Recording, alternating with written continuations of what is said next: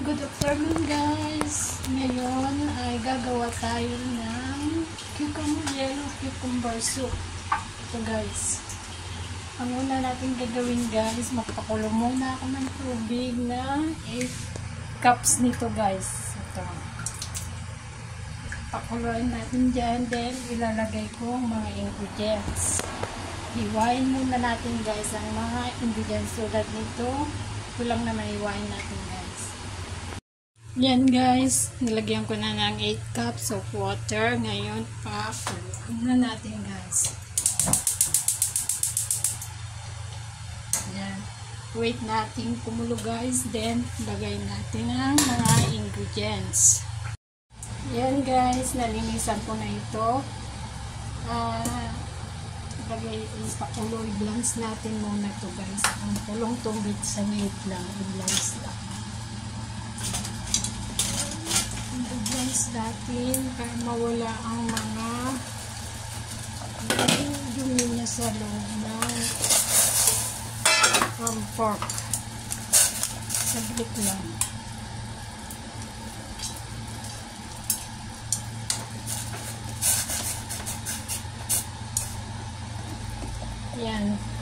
Yan mga dumi-dumi niya guys. Ayan o.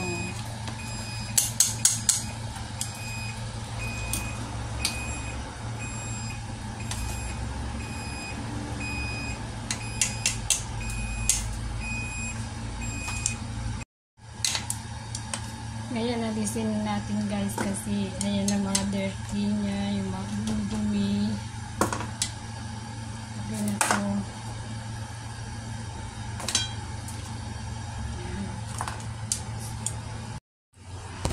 Guys, alisin natin muna yung ito sa gitna niya guys. Tapos, hati-hatiin natin ng siguro sa isang ganito, cut natin ng 4 o 3. Linisan ko muna guys. Yan guys, hatiin na natin ng 3. Yan, ganyan lang ka lalaki guys. Kasi mamaya kukunin nila ang laman, kakainin yan. Yan. Yan. Yan na guys. Yan guys. Tapos na nahati. Ganyan ka lalaki para ito kasi laman niya mamaya kakainin nila guys. Ito naman binabad ko sa tubig ang 4 dried oyster. Ito naman is ito yung figs na sinasabi na pigs. Ito naman yung red beans. Ilalagay na natin ngayon doon guys dahil kumulo ng tubig. Isa-isahin na natin. Himayin natin muna itong oyster. Yan. Tumutulo guys. Ilagay natin ang sabaw niya. Kaunti lang. Then sunod. Ito naman guys. Ilagay natin. Hindi ko ilalagay yung sabaw guys. Binabad ko lang para lumambot. Ayan guys. Wala siyang sabaw. Ilagay natin. Lahat. Ayan. Sunutin natin. Then, sunod ang karning na blanch. Yan. Ayan na natin, guys. Ayan.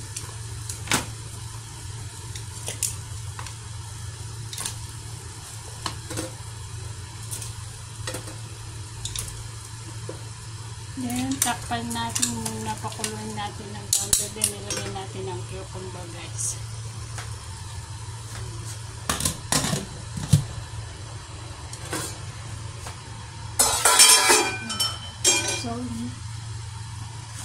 Then, sunod ang cucumber. Yan, kulong-kulong na guys. Then, ilagay na natin ang cucumber. Yan, isa-isayin na natin. Para hindi tayo matalamsikan guys. Yan ang simpleng luto ng mga Chinese na sabaw nila guys.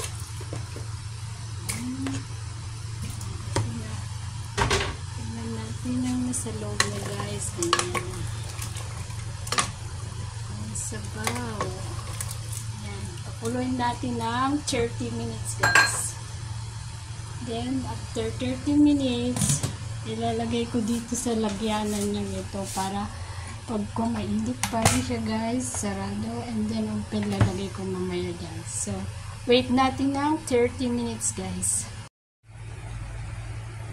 Yan guys, malapit na maluto. Magiging translucent yung cucumber guys. Okay na siya. Alisin na natin diyan.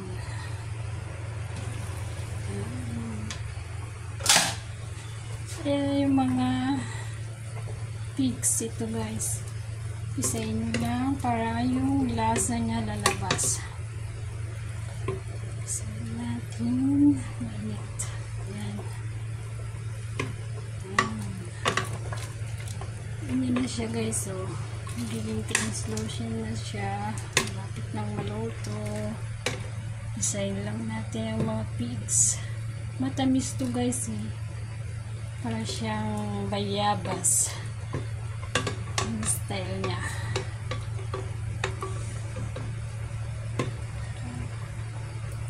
Pisa. So,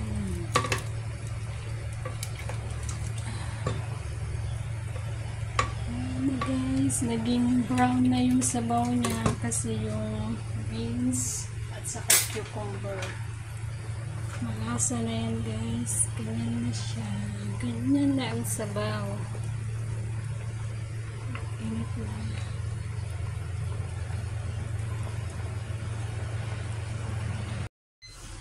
Ayan guys, okay na. 30 minutes na. Ayan, titignan natin.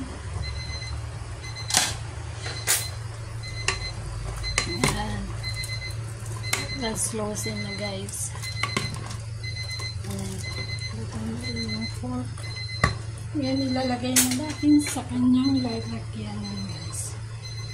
Patayin na natin. Yan. Lagay natin dito guys.